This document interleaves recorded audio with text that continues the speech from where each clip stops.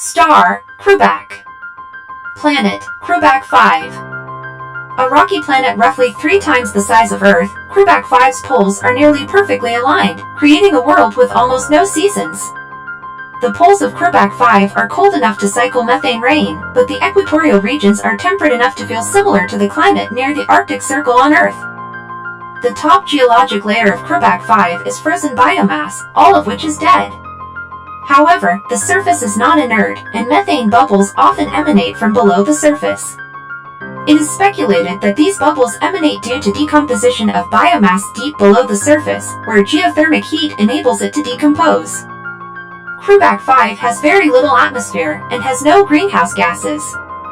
The methane rain that is generated at the poles sometimes drifts across the surface of the planet, and can spread almost a quarter of the distance to the equator before it evaporates. Very little is known of the original inhabitants of Kruebaq 5, but it is known that they were cephalopoid in origin. They are reported to have resembled a break-eating cuttlefish, invertebrates roughly the size of an elephant. The original inhabitants of Kruebaq 5 were intelligent, and had a developed enough society that they progressed to an industrial revolution. However, when they began progressing past that point, the jungle system covering the entire planet began to die from extreme pollution. In a panic, the inhabitants attempted to remove greenhouse gases from the atmosphere to alleviate the problem, but it was too late.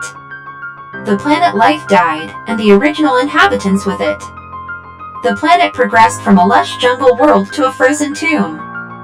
The primary inhabitants of Kruebaq 5 are fungoid in origin, leading to their nickname as simply fungoids.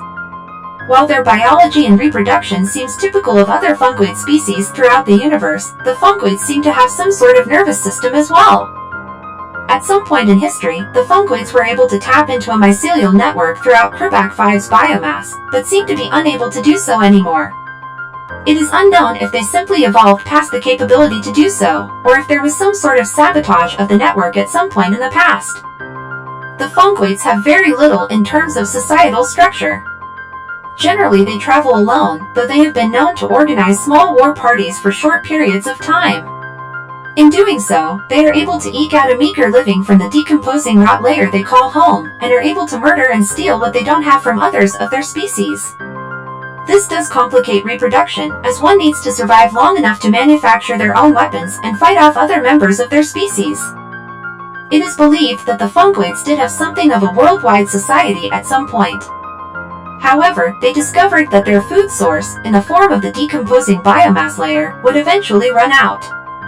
When this became public knowledge, their society panicked and collapsed at the thought of a dead world with a toxic atmosphere and no chance of sustaining life within several hundred years.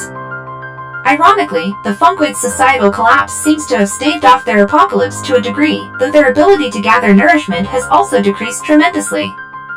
As such, despite the potentially gigantic source of food that constituted their homeworld, they have resorted to warlike tendencies and even cannibalism. Only occasionally will a fungoid attempt to harvest any biomass from the planet and consume it. It is suspected that this is due in part to generations of paranoia in regards to running out of food, and also due in part to the species' technological progression skewing towards the extremely warlike. The technology of the fungoids relies almost entirely on chemicals. The biomass layer of Kruebaq 5 inhibits any mining, and the biomass is far too decomposed to fashion into traditional weapons such as swords or bows. Thus, the fungoids have managed to develop an exceptionally wide range of bioweapons. When fungoids conflict, toxins, artificial venoms, and even harnessed microbes are unleashed for gruesome and painful deaths. Documentation that has managed to persist from old fungoid civilizations agree upon one simple, yet nebulous fact. They agree that something lives underneath the biomass layer. Disruptions and noises from deep within the rot layer feeds the fungoid's fear. At times when a methane bubble explodes from within the rot layer, strange fleshy body parts and vile noises will accompany them. The remains are exclusively dismembered. More a legend than scientifically proven, whatever lives below the rot layer remains mysterious. Nevertheless, the fungoids live in constant fear of discovering whatever it may be. The Pathway Galaxy is an ongoing project created by Garrison the Knuckromancer. To see more videos like this, subscribe to the Knuckromancer and turn on notifications. If you already have, thank you. So thank you all so much for following the Pathway Galaxy, and I'll see you in the next episode. Bye now!